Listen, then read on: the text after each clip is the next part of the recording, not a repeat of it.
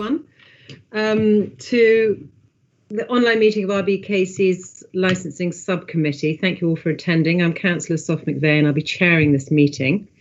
It's being held via Microsoft Teams and it's also live and it is a public meeting.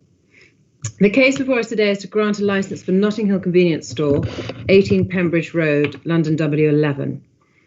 And the committee for this hearing comprises Councillor Judith Blakeman and myself. So if you could please introduce yourself and at the same time let us know if there's any declarations of interest on this case. Thank you. Thank you. I'm Councillor Adrian Beryl-Cox for Chelsea Riverside Ward, and I have no interest in any decision today. Thank you. Hello, I'm Councillor Judith Blakeman, Nottingdale Ward. I do know Mrs. Everett, but I have not discussed this case with her. Indeed, actually, Adrian Beryl-Cox knows me as well, but by my maiden name.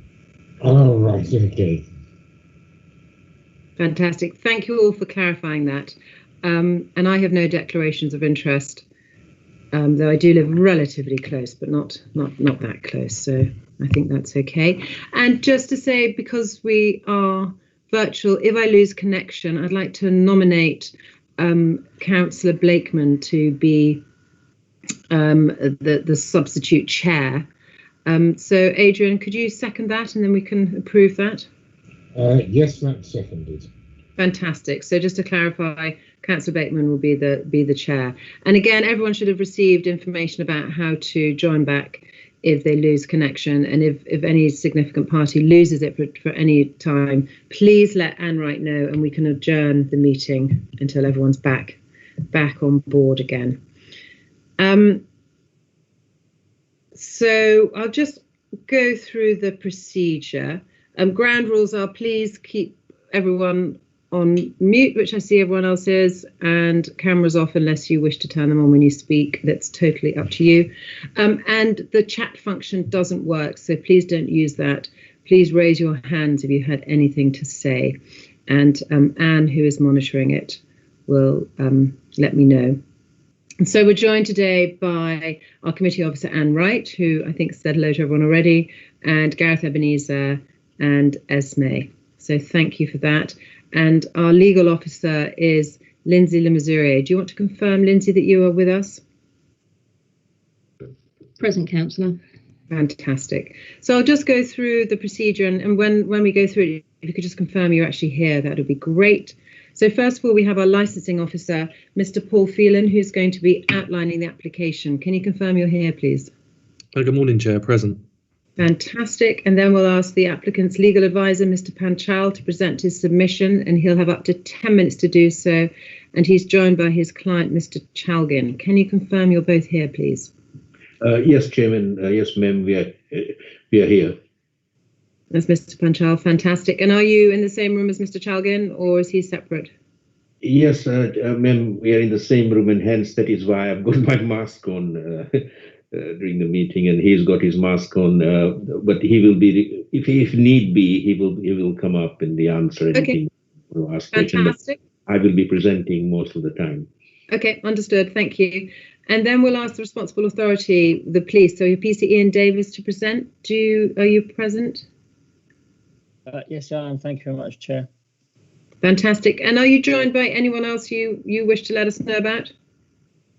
No, my colleague Jude Goulston is back up if the signal is broken. Okay, understood. Thank you. And then we have the objector, Joanna. Are you Miss Everett or Mrs. Gardner? Which would you prefer? I think all the objections were Everett, but it's spelled with E's, not with an I. Ah, Everett. There you go. Thank you. And obviously you're here, so that's great. So you will then do your objection, have up to 10 minutes. And after everybody does their piece, members of the committee will ask questions first, and then we'll go over to the responsible authority, and then either the applicant or the objectors to ask questions to each party. And then at the very end of the meeting, We'll turn to the governance team to see if anything has come up in the chat. And then our legal officer, Ms. Mazure, will go through any issues that have been raised, particularly regarding conditions or other issues. And there'll be no summing up and the meeting will end. So I think just before we get going, I'd like to remind everyone that the committee has read all the papers. So please, there's no need for repetition, but very important to bring out salient points that you want to draw our attention to. That would be very helpful. So let's get going. And we'll turn to Mr. Phelan. Thank you. Thank you, Chair. Good morning, all. Today's application has been submitted by Mr. Mutaz Chowgin for the grant of a premises licence at 18 Pembridge Road, London, W11 3HL. Prior to being surrendered on the 9th of May 2008, the premises benefited from a premises licence, which permitted the playing of recorded music indoors for unrestricted hours and the sale by retail of alcohol off the premises from 8 AM until 11 PM Monday to Saturday and from 10 AM until 10:30 PM on Sunday. The premises operated as a Notting Hill Souvenirs from the 3rd of September 2008 until the 17th of December 2020. During this period, there was no active premises licence for these premises. A copy of the surrendered licence can be found at Appendix A on pages 9 to 12. Today's application for the grant of a premises licence seeks the sale by retail of alcohol off the premises from 7 AM until 2 AM, Monday to Sunday. A full copy of the application can be found at Appendix B on pages 13 to 22 of today's papers. This application has attracted a representation from PC Davis of the Metropolitan Police. A summary of PC Davis's representation can be found at Appendix D, pages 24 to 43 of today's papers. 6 representations have been received which oppose this application. This includes 1 representation from the Bolmermews Residents Association. Again, a summary of these representations can be found on pages 5 to 6, with copies attached at Appendix E on pages 44 to 52. Council records indicate that the premises received no complaints over the preceding 24 months. Council records also indicate that no temporary event notices have been submitted in respect of this premises in the preceding 24 months. That concludes a summary of this application. I'll leave it there for now. Thank you. Thank you very much, Mr. Phelan. We're now going to turn to the applicant, but before we do that, perhaps the applicant can confirm this, or maybe Mr. Phelan can. But I understand that there has been agreement to amend the hours, and I wonder if this is now formally put before the committee. Paul, I see your hands up. Thank you, Chair. Just to clarify, there was communication which has been attached to this report. That communication shows essentially the dialogue between the police and the applicant with regards to amending the application. Now, that email does not formally amend the application. The licensing authority did not receive instruction that it was formally amended. So for all intents and purposes, the application remains as it is. Obviously, if the applicant wants to review that now, then that's a position that they can do. Understood. Thank you. So we will put that question to the applicant then when he's doing his submission, which is now. So thank you for that, Mr. Phelan. So now we have Mr. Panchal. Yes, ma'am. Before we go further, I'd like to amend the application, which now, because of our communications with Ian Davis, the police, that the application be till 12 o'clock instead of 2 o'clock. Application be amended to 12 o'clock. So when we are discussing about the application, we have agreed to amend the application to 12 o'clock. Subject to the committee's then decision when to make their decision, but we've amended it to 12 o'clock. And the hours of commencement, are you changing those or keeping those? Just the terminal hour? No, it's just the terminal hour that we discussed with Ian. Okay. So I just want to check with our legal advisor that that is okay to accept the formal amendment at this stage in the procedure. That's perfectly acceptable, Chair. Okay, thank you for that. So, Mr. Panchal, would you like to continue, please, and give us your submission? Thank you very much, ma'am. I'm gonna go through the area, and I'm going to go through my client's views on this. Mr. Osman Chalgin is our applicant for this premises. Sorry, it's Mutaz Chalgin, not Osmat. Osmat is the DPS of the premises. They have been here in the country in 1996. They've arrived in the country in 1996, the entire family, and they settled in and obtained this business on a 10 years lease. They have two shops on the premises. One of them has already been given a premises license, which you have in your bundle regarding the premises which had a problem of employment, which is settled. And I'm not here to discuss about that. I'm here to discuss about this application. As you are aware, with the COVID-19 going around, ma'am, we have, this is more the shops were more to do with touristic souvenir sales, which has now dwindled. We don't have any tourists coming in at the moment, and we don't hope or see till 2024, which is predicted and which we feel. So there was a license at the premises before in 2006, which was surrendered in 2008 when Mr. Osmat took over, Mr. Mutaz Chalgin took over the business. And they are reverting back to the business that was in 2006 of having an off license in order to make sure that the business survives. This business would not survive, ma'am, if would not be able to pay its rental or not be able to pay if there is no touristic trade around. We're not here to cause problem in the area. The client is sufficient enough, understands the 4 licensing objectives, understands the area very well since 1996. Mr. Mutaz Chalgin was born in 1997 in the area. He's grown up in the area. He understands the area very well. He understands the people living above the area. He also understands the people around, most of the people residing there, because he has also resided and grown up in that area. He's obtained his business management degree. The applicant Mutaz Chalgin has obtained a business management degree, so he understands business. He's not here to run a business not understanding the laws of the country, and he understands that he has to promote the 4 licensing objectives robustly. I'm not going to go through all the licensing objectives that we have in your report already laid up. What I'm going to go through now is to say how the business is going to be running. The business is going to have grocery and going to have a few souvenirs there. If the return of the visitors or tourists come back, concentration will move back again into that. But at the moment, for survival, they're going to be having alcohol to be sold, a little bit alcohol to be sold in the shop with the groceries and everything around, so it keeps paying its bills and keeps the movement of the business going, and that. So he's trained, he's graduated, he understands the neighbors.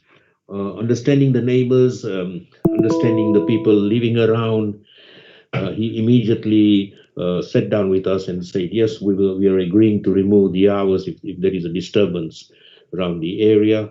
He has put down, we put down during our application the conditions for the premises to run.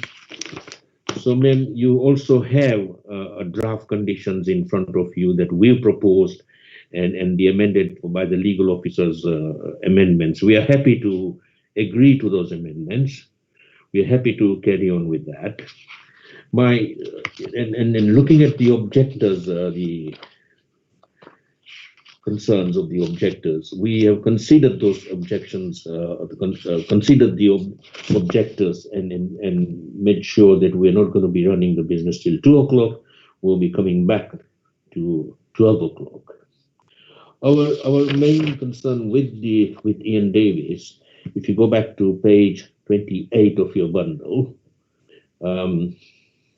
we had a correspondence, our offices had the correspondence with Mr. Ian Davis, regarding, and if you look at on the last, on section 8.11 of your current policy, which states that there are very few solely commercial areas within the Royal Borough that have professionals and personally, and taking into account the high level of existing noise complaints, the limited liability of late night public transport and police records, which says that it's appropriate to generally limit opening hours to midnight in order to maintain the balance between residential and commercial interest.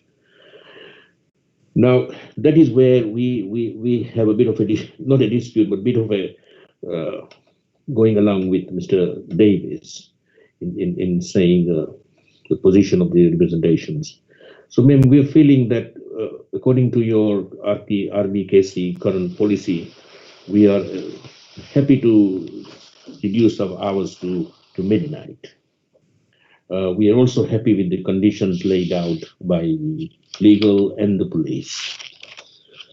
So, ma'am, this is what we feel. If there are any questions, there are premises around the area in your bundle, if you look at it, on Appendix 1, page 79 to page 83.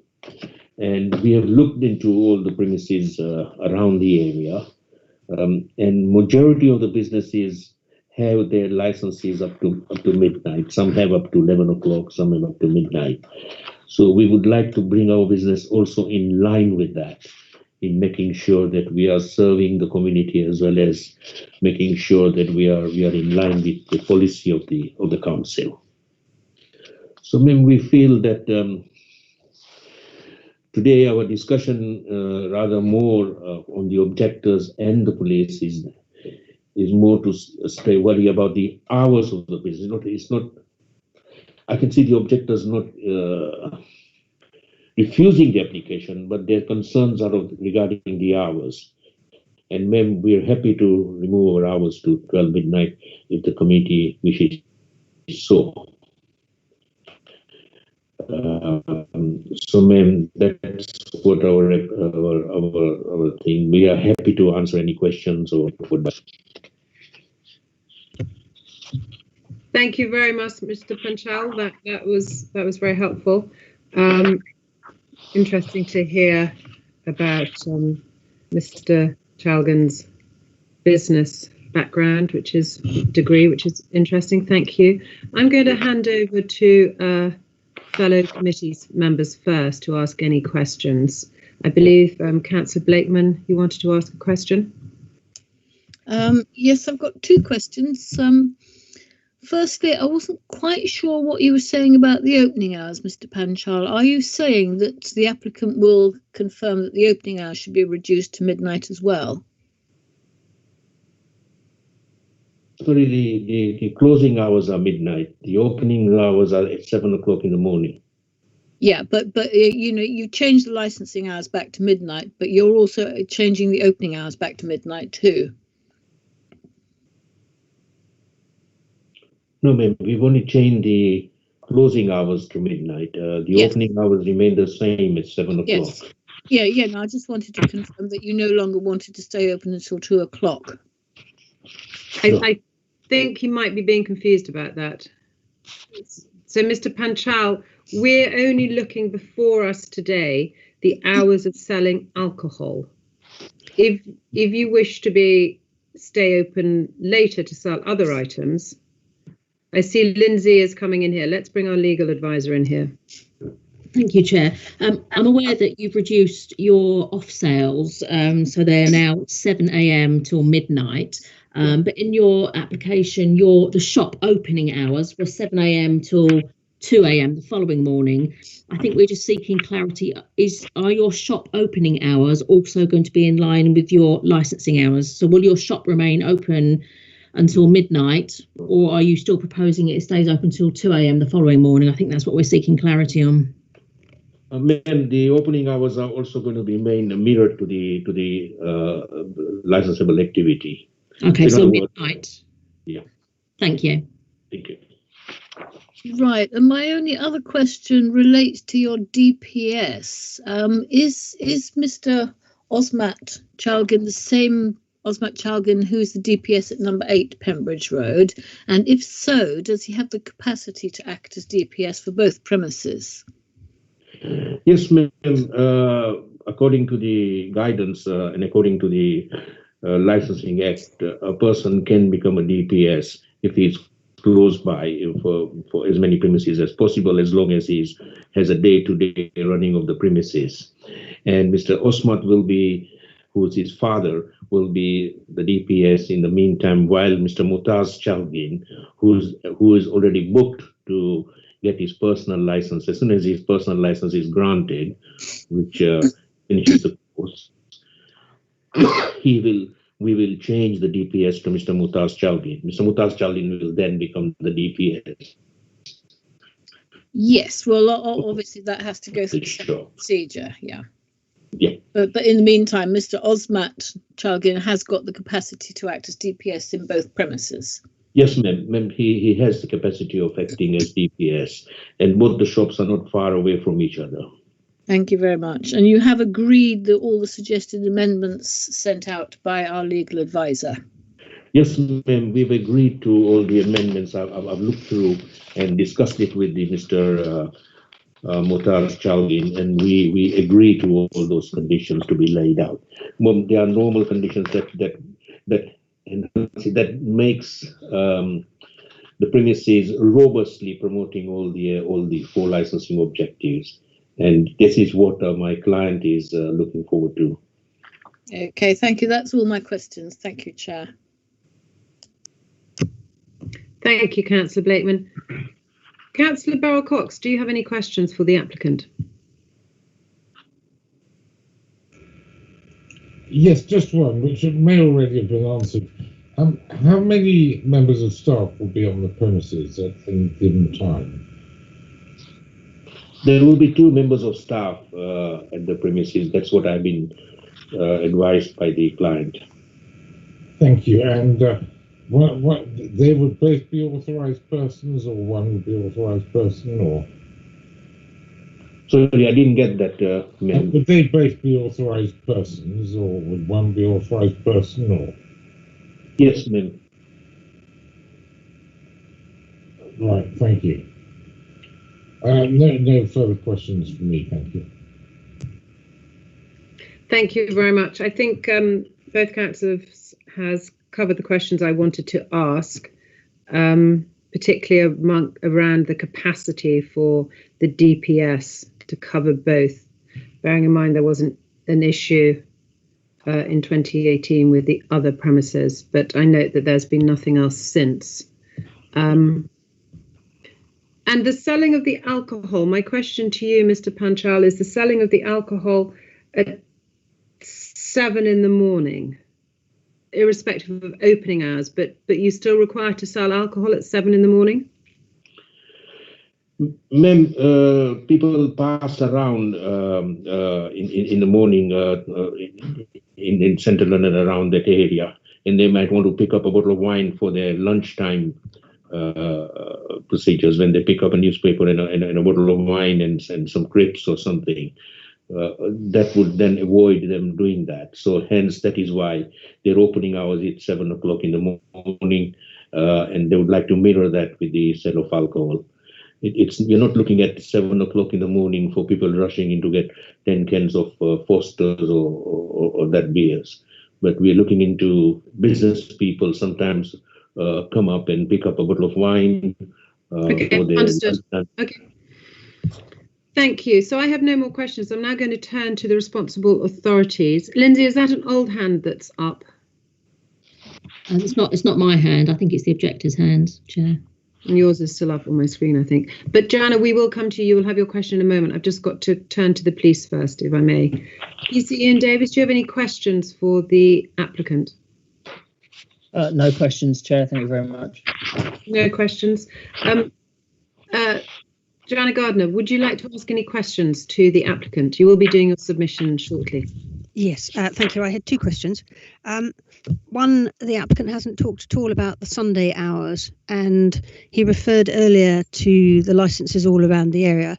If you actually look back at that page, all the Sunday hours are significantly earlier. So that is page, it's unnumbered, it's appendix 1, so it's page 79. Is the applicant proposing any lesser hours on Sunday, either a later start time and an earlier closing time? Yeah, ma'am, sorry, we missed about on that. I've just asked the client here. They will be adjusting the Sunday hours to start at 10 o'clock in the morning and finishing at 10:30 in the evening. Thank you, that's very helpful. And then my other question was about the conditions that got circulated yesterday, and this may be as much for the lawyer.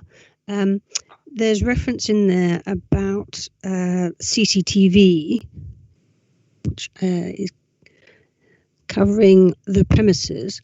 Now, I know on the plan there are 2 stalls shown, one in the shop and one at the back of the shop. Looks as if there's one CCTV camera in the back of the shop. Thank you, that's the picture. Does the CCTV camera cover all the areas? Because for me, only one in the store looked at the rear, marked store, looked remarkably light touch for the size of the store. So my question was whether the word premises is sufficient enough to cover these storerooms as well. Chair, would you like me to answer that? Well, before we get to that, Lindsay, let's see what the applicant says. Okay. Ma'am, if the committee wants, or if the camera is one more camera is required, we have no objections in installing one extra camera in the store. But that camera that you look in the store would cover the area in around the store. But if an extra camera is required, by all means, the extra camera would be put up. Okay, thank you for that. Lindsay, what would you like to comment on that, please? All I was going to say was that the entire store, if the committee grant this licence, the entire store would be covered by the premises licence. So off sales could take place theoretically anywhere in the store. And our standard condition just usually covers entry and exit points. So it would be over and above to kind of put that kind of condition in. Although if the applicant has offered it and the committee is willing to accept it, it is an option, but it is over and above. We only normally do entry and exit points for standard condition purposes. Thank you for clarifying that. That's very helpful. Thank you. I think it should be part of best practice rather than necessarily perhaps a condition, but I understand. Joanna Gardner, would you like to ask any more questions? No, that was it. Thank you. Thank you very much. So now we're moving on to the police. So PC Ian Davis, would you like to present your submission, please? Thank you. Yes, thank you very much, Chair. For starters, it takes great comfort in relation to the applicant's amendments and clarity of operation. The police position is more so the efficacy of ceasing licensing activities before midnight in support of the licensing objectives, licensing policy in relation to RBKC. The main concern is obviously the staggered hours in and around midnight in relation to the other premises locally. So I think without labouring the point, we are in agreement in relation to the conditions that have been put forward. And also we do support obviously businesses locally and we aim to kind of help where we can. I think the issue is for the committee to decide in relation to the terminal hours being 11 p.m. To midnight. And we will be obviously guided by the committee in relation to that. That is my submission, Chair. Thank you very much. Thank you, PC Davis. That was very succinct, and thank you for acknowledging the changes. So my question to you is, I suppose it's, if the applicant had put in this and had been properly advertised to all residents and to yourselves as closing at midnight, would you have objected? I think the issue is with the. It was a little bit kind of fuzzy, and I say the term fuzzy is into the operation linking to Pembridge Road. We've, since the review that I led in relation to the premises, there's no concerns in relation to the operation of the premises. So we would see that as an example of good practice and good operation, and hence their license was ceasing at 11 o'clock. And that's the kind of comparativeness that I've kind of addressed in relation to the new application. So for licensable activities to cease at a maximum of 11 o'clock. Again, we take great comfort in the applicant reducing the Sunday operation down to 10:30 on the Sunday. But I think, the position is, and also there's a number of residents that have got concerns, and it is in line in relation to the dynamics of the borough. Hopefully that kind of answers your question, Chair. I think so. Thank you. I'm going to turn to Councillor Blakeman now to see if she has any questions for you. Yes, just if you can clarify, Mr. Davis. I thought that the licensing hours were to midnight, not to 11 p.m. You seem to be saying that they're now to 11 p.m., which is correct. From my understanding, the applicant is quite prepared to reduce the terminal hour to midnight. My submission is that 2300 hours, 11 p.m. should be the terminal hour, which is in line with the operation of the other business, and also to limit staggered closing hours for that locality. So your objection still stands? Yes. Okay, thank you. Thank you, Councillor Blakeman. That was a good clarification. Councillor Barrell-Cox, any questions?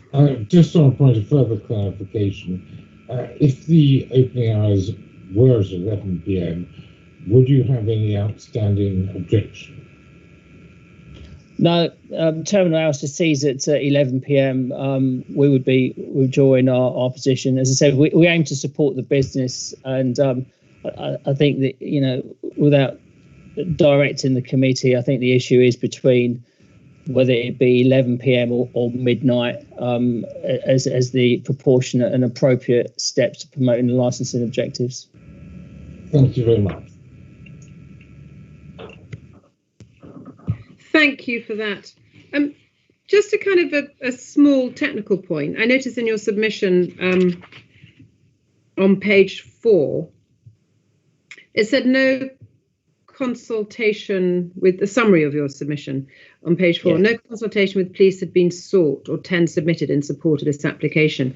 You wouldn't expect TENS to be on an application like this from a souvenir shop, would you?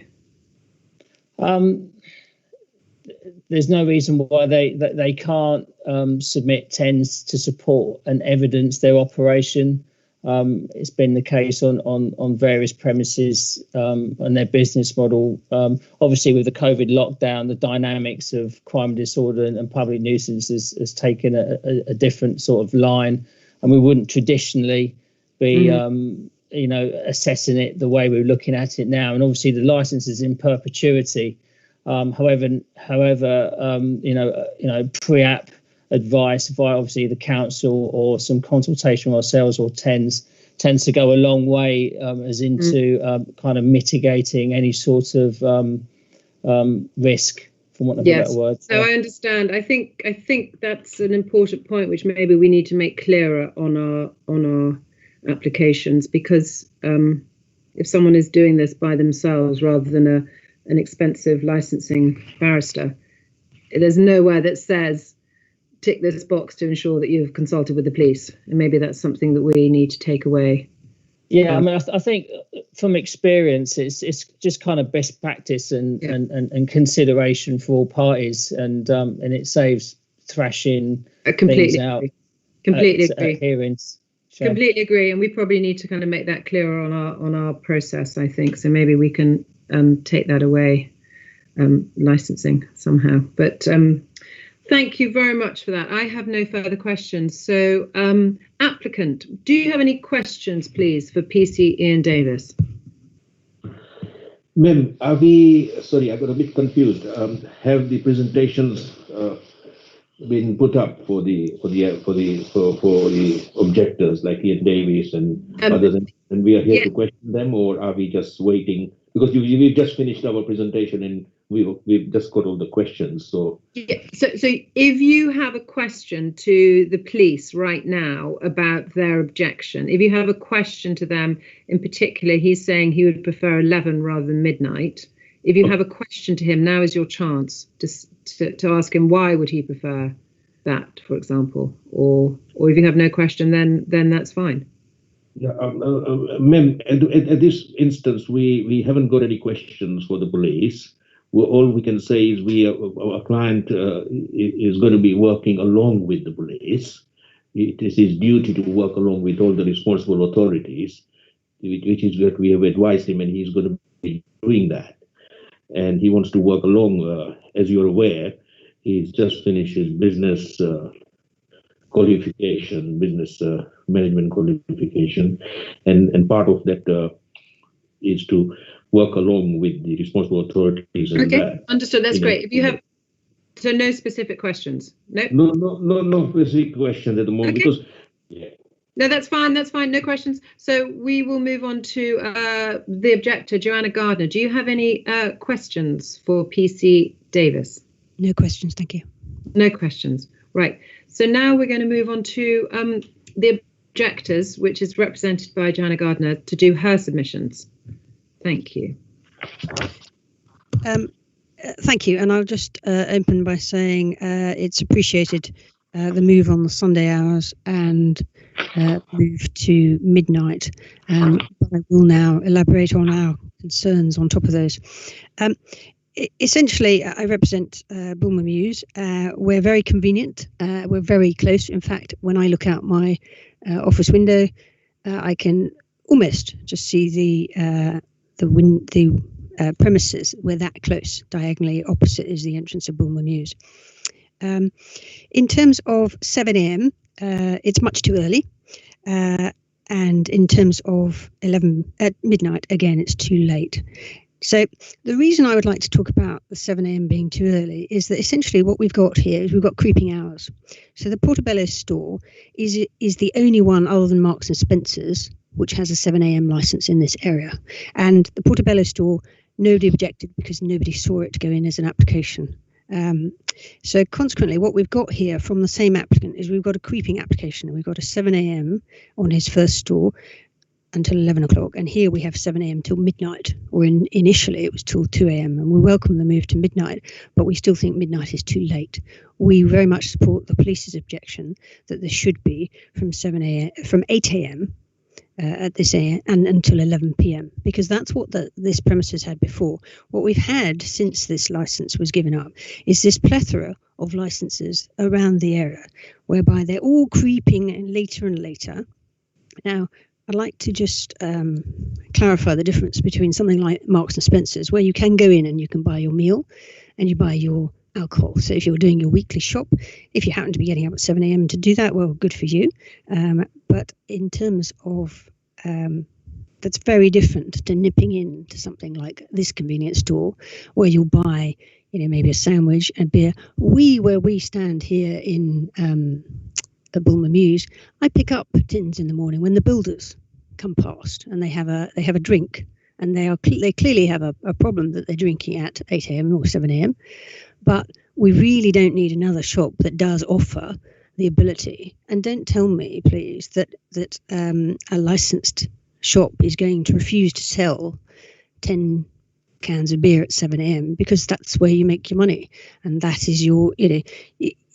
Nobody would turn down business because you won't have business coming back if you differentiate between I'm serving you a bottle of wine to eat with your lunch, as opposed to I'm serving you 4 or 5 cans of beer.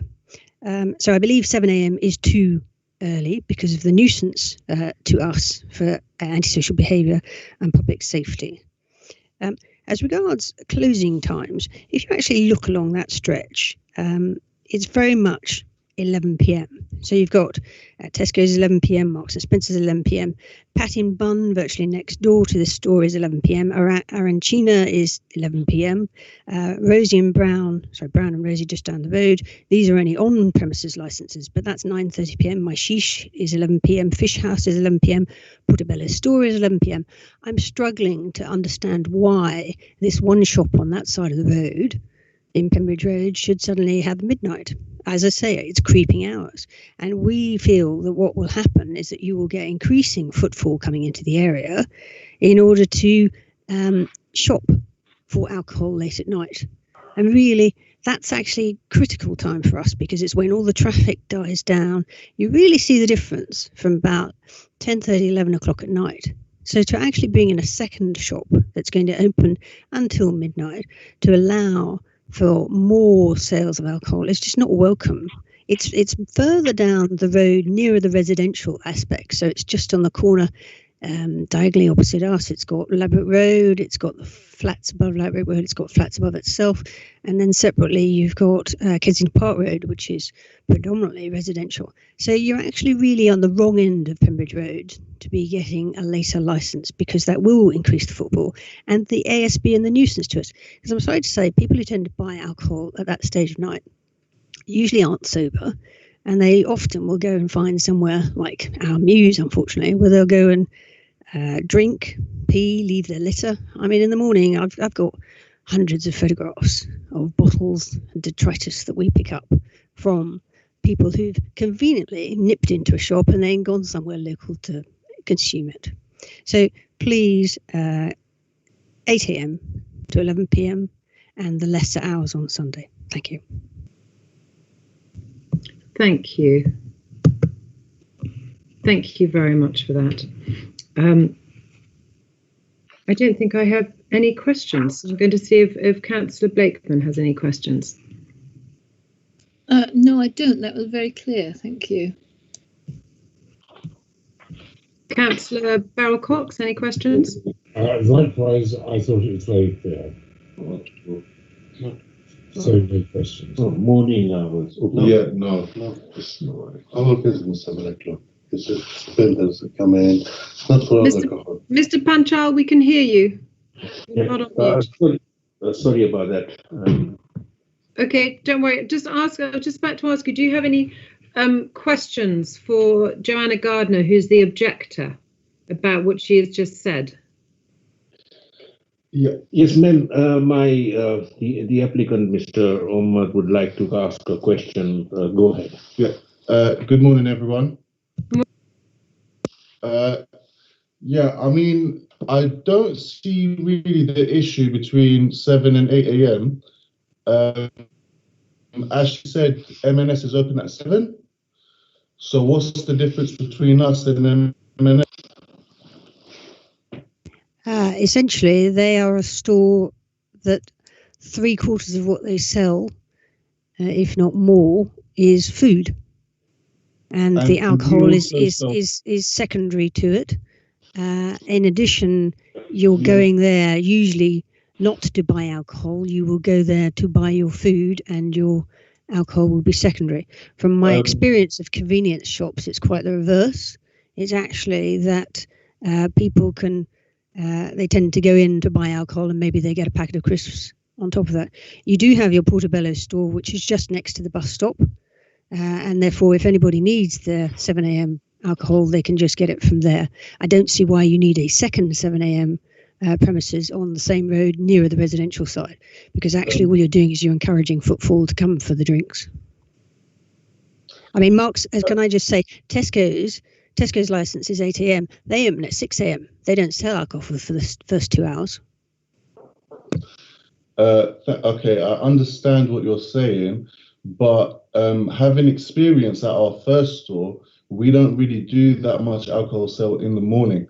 However, a lot of people do come for their normal groceries. For example, crisps, chocolates, sandwiches. So Mr. Panchal or Mr. Chalgren, sorry, can I just be really clear here? I think there's a little confusion. So you can open earlier if you want, but you can't. But what we are saying, what we're looking at now, is the hours with which you can sell alcohol. Mm-hmm. So if you want to sell your crisps and your sandwiches, and just like Mrs. Gardner said about Tesco's being open at 6, but they don't sell alcohol till 8. You know, I'm not sure exactly of the planning permission for your hours, but in terms of what we're looking at here, this committee is only considering how and when you sell alcohol. I mean, especially in the current circumstances with Corona and what's going on in the world right now, I mean, it would help a lot with our business, even though, like, with the fact that our sales have literally gone down to half. So, yeah. I mean, it would be really helpful to also have this license from 7 a.m. Okay, we understand that, and I just want to say here, as the chair, that I think the small independent convenience shops throughout this pandemic have generally been an incredible help to all the residents in RBKC. So we appreciate you staying open, and people can pop in and get a tin of baked beans or something. So thank you, but we'll assess all the information we have in front of us now. So do you have any more specific questions to what you have just heard? May I just reply to that? Yes. Because essentially, whilst we do support our local shops, we are very conscious that this license goes with the premises forever and a day. So whether you sell on or whether you stay there. So consequently, this isn't just a short 7 a.m. license for the period of the pandemic. And also, I'd be worried if people are drinking at 7 a.m. in the morning because of the pandemic. I know alcohol sales have gone up consequently. So I understand where you're coming from. But from me as a long-term resident, I've lived here since 1991. It is what's happening to the area. And the 7 a.m. will stay with the premises forever.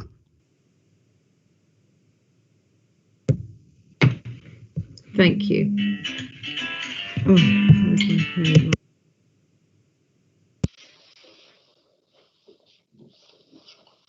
Sorry about that. My phone was not on mute. So can I just turn now to the responsible authorities? Do they have any questions in particular for the objectors? PC and Davis. No questions, Chair. Thank you very much. Thank you. Now, does licensing have any questions for the objectors? No, thank you, Chair. Thank you. So now I'm going to turn to our legal team to find out if you have any questions for any of the parties present, and if you wish to discuss any of the conditions. Thank you, Chair. I've just got one question, then go on to the conditions. I noticed that the applicant has agreed to amend opening hours to be from 7 a.m. to midnight. And I've noticed that they've agreed for the licensing hours on Sundays to be from 10 a.m. to 10:30. Just a question in relation to Sundays. Are you seeking to amend your opening hours to be 10 a.m. to 10:30 p.m. or are you seeking them to be 7 a.m. to 2400 midnight, in line with Monday to Saturday? Yes, ma'am. They've agreed to have the opening hours mirrored for the Sunday licensable activity. So just to be clear, Monday to Saturday, the licensing hours and the opening hours will be 7 till midnight. Correct. So that's licensing hours and opening, and then on Sundays, the licensing hours and the shop opening hours, you agree to be 10 a.m. till 10:30 p.m. Correct, ma'am. Okay, so the shop won't open earlier than 10 a.m. and it will close by 10:30 p.m. on Sundays. Yes, at the present circumstances and at the present way we are, we will be sticking to that 10 a.m. to 10:30 on Sundays, opening as well as licensable activity.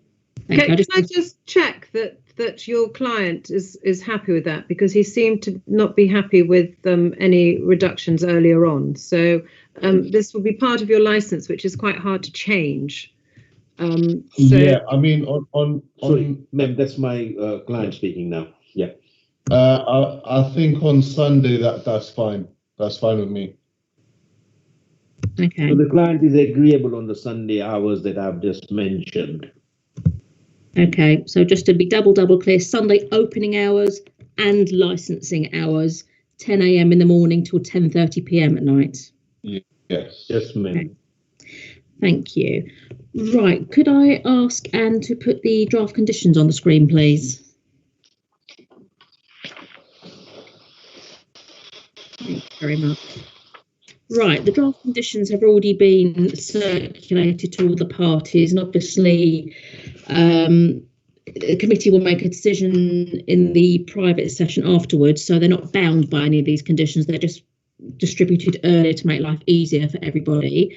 Whilst I believe the applicant has agreed all the conditions, I just want to quickly run through them just to make sure, and also because people watching on YouTube won't see them if we just agree them without looking through them. So the CCTV condition number 7, do you agree my condition? All my amendments are in red. Are you happy with my amended condition in red? Yes, I have read through all those conditions, and I've discussed that with the client, and so we are happy with that. Okay, so I'll go through the one. So you're happy with that, although I note the objector wanted the extra cameras on the storerooms, which you have offered, but obviously that's up to the committee whether they wish to include that or not. Okay, condition number 8. Are you happy with my version of the Challenge 25 condition? Yes, ma'am, we are agreeing to that. Thank you. Condition number 9. Are you happy with my version of the condition that requires no purchase of alcohol from door-to-door sellers or unauthorised sources? Yeah, we're happy with that. Thank you. Condition number 10. Are you happy for all spirits to be stored and displayed behind the counter and not in the aisles, and for all other alcohol units to be kept in the public part in display units, as per my condition? Yes, we're agreeing to that. Thank you. Condition 11. No single cans or bottles to be sold. Are you happy with that?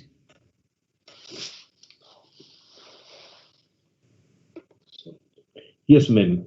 Thank you. Condition number 12, the incident log. Are you happy with my version of that? It just slightly adds a couple more to your one. Yes, we're agreeing with that. Thank you. Condition 13, are you happy with my record of refusals version of the condition?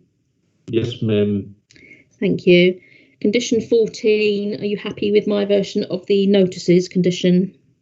Yes, we are going to be providing all the notices and they're going to be displaying it anyway. So we're happy with that. Thank you. I haven't made any amendments to your condition 15. Condition 16, are you happy with my training condition? Yep. Condition 17, are you happy with my litter sweep condition? Yep. Condition 18 is dealt with by other legislation, so it's not something we would seek to condition in a licence. Going on to condition 19, are you happy with my version? Yes, because immigration is part of licensing anyway, so they will be having a training manual. Thank you. And then going on to the conditions proposed by the police, number 20, are you happy with the police's carnival condition? Sorry, is that yes? Mr. Panchal, was that yes? Sorry, I didn't hear you. Yeah. Thank you. I'm just looking at condition 20. Yeah. On the Sunday and Monday of the looking at carnival of sales between 7 to 9, which is, I think, a condition on the previous premises also. So I'm not aware, but are you happy with that? Yes.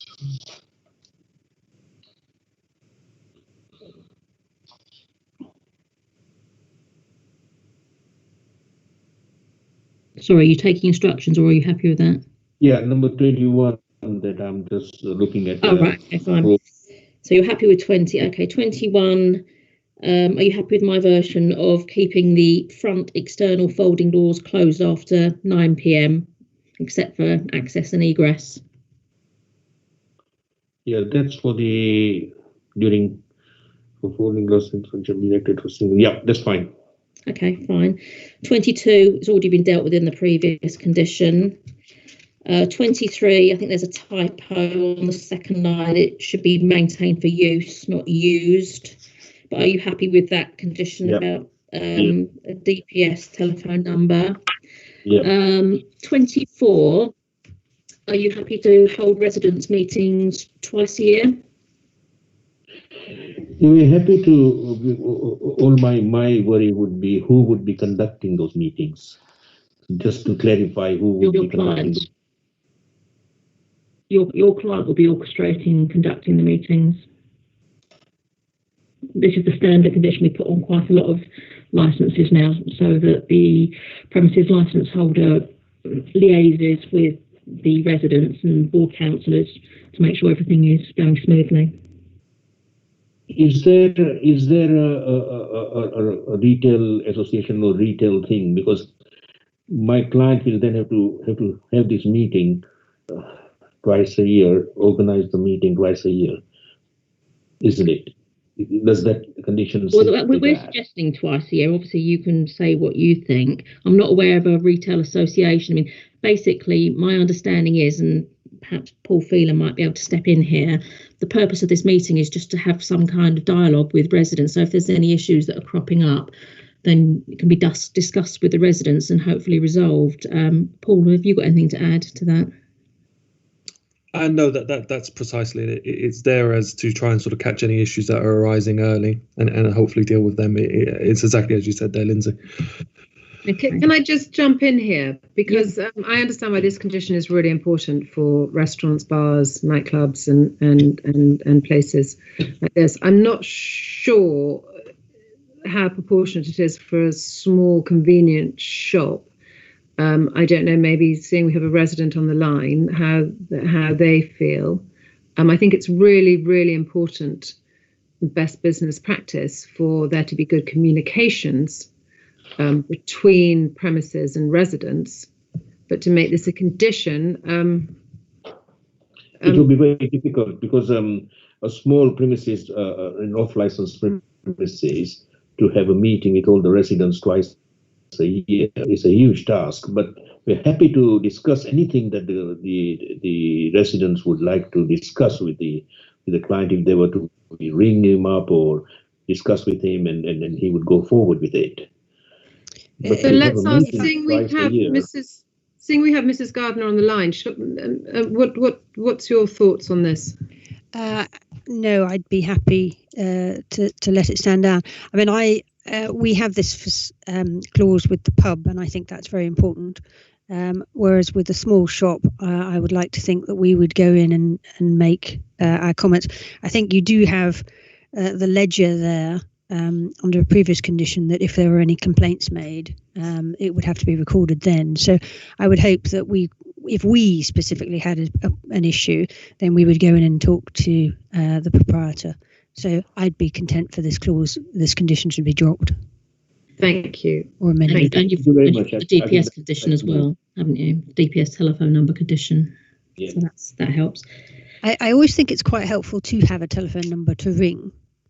We are happy to provide the telephone number, and we are happy to get in touch with and happy to discuss any matters. But to have a meeting twice for a small shop like this, it would be a very difficult issue. Okay. So that's dealt with by condition 23 anyway, the DPS telephone number. So that's good. Okay. So we could be dropping condition 24, I gather. That's up to the committee, but yes, you've made your feelings known, and so is the objector. Okay, turning to number 25, 26 and 27, rubbish, refuse and deliveries. Are you happy with those conditions? So rubbish is between, no rubbish outside between 11 p.m. and 7 a.m. Are you happy with that? Yeah, happy with that. Rather. Could I just ask, 7 a.m. seems very early. I mean, can it not be 7:30? I think that's how standard standard condition, but it's up to the committee. So you'd like 7:30. I'll put that as a note. What does the applicant think about that? We're happy for these conditions. 7 or 7:30? To 7:30. We're happy with that also. Okay, fine. Happy. Okay. 26. Can I just again jump in here? Sorry, I just got to jump in here because conditions are actually really, really serious on a license. And if a premises doesn't uphold their conditions, and they can get warnings and everything. So I'm very nervous as a committee to put a condition on, and that if, say, one day someone happens to put the rubbish out at 7 rather than 7:30, they're in breach of their license. So I'm always nervous about making this very, very clear for conditions. I think conditions can be great and they can encourage best practice, but we've also got to remember they are completely legally enforceable. So I just want to put that out there as chair of the committee, that it's important that all parties understand that. I totally agree with you, ma'am, because if breaching any of the conditions under section 135 or 136, we could be prosecuted, and then we want to be very careful what we say, and I totally agree with you. Okay, I'm just putting that there for public record. Thank you. Okay. Moving on to 26, refuse collections not taking place between 11 p.m. and 8 a.m. the following day. I think you're probably, we're happy with that. Okay. And then the final one, deliveries not to take place to the premises between 11 p.m. and 8 a.m. the following day. We're happy with that. Were there any other conditions that the councillors had in mind, which I haven't put down? Again, regarding deliveries, I mean, the amount of premises I go past on my daily walks that have their milk delivered way before 8 a.m. You know, if that is a condition on their license, they're in breach of their license. Again, I think in principle, we assume that most deliveries will happen during working hours, but there are always the odd ones that might happen before 8 a.m. And so, again, I just want to highlight this to Mr. Panchal now about conditions, which you're just agreeing to here. And again, as a council, I'm surprised that we suggest 8 a.m. to a convenient shop when they need their fresh produce, often maybe earlier. Ma'am, I've just been told by the license holder that the proposed license holder that to change the delivery condition number 27, the delivery shall not take place between 23 and 7 o'clock rather than 8. The reason being is you're absolutely right. He's just pointed that the milk will be delivered at about 7 o'clock in the morning. Yeah. I mean, I agree, as I see at most cafes and Starbucks and etc. He just mentioned to me that the milk gets delivered in the other shop at 7 o'clock in the morning. So we would prefer condition number 27 to be 23 hours to 7 the following day. Okay, well, we'll discuss this. Could I just raise a point on that? As a resident, those lorries tend to have refrigerated lorry units. So actually, as a resident, they're usually the ones that really are noisy. And so from our perspective, we'd prefer later, maybe 7:30 or 7:15. Understood. Thank you. So we will take both sides into consideration. Thank you. Well, I've completed. Thank you, Councillor, unless you've got any other conditions that you wish to think of and discuss. No, thank you. That was very thorough, Lindsay. Thank you. It's always so important to go through conditions. I think if we were not in a virtual meeting, we would do this in the room, and it's always easier. So it's really good to go through this now. Thank you.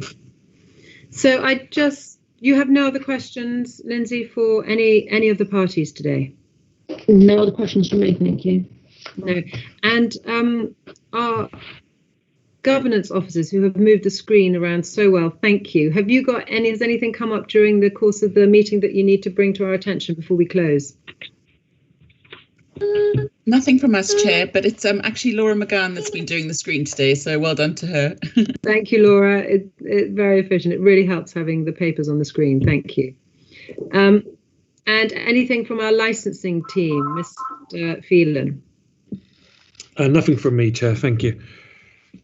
Thank you. And just want to check if any other parties, the police, the applicant, or the objectors, wish to draw attention to anything we might have missed. This is not a time to do any closing statements, though. Nothing from me, Nothing thank you. from me, Chair. Thank you. Nothing for us, friend. Thank you very much. So I will now shortly call this meeting to a close. We have all the information we need to consider, and the committee will go into closed session to consider this. We will not announce the decision today, but we will announce a summary decision within 5 working days, and then the full decision will follow shortly. So thank you all very much for attending today. I'm now going to close this meeting. Thank you. Thank you very much, ma'am. Thank you.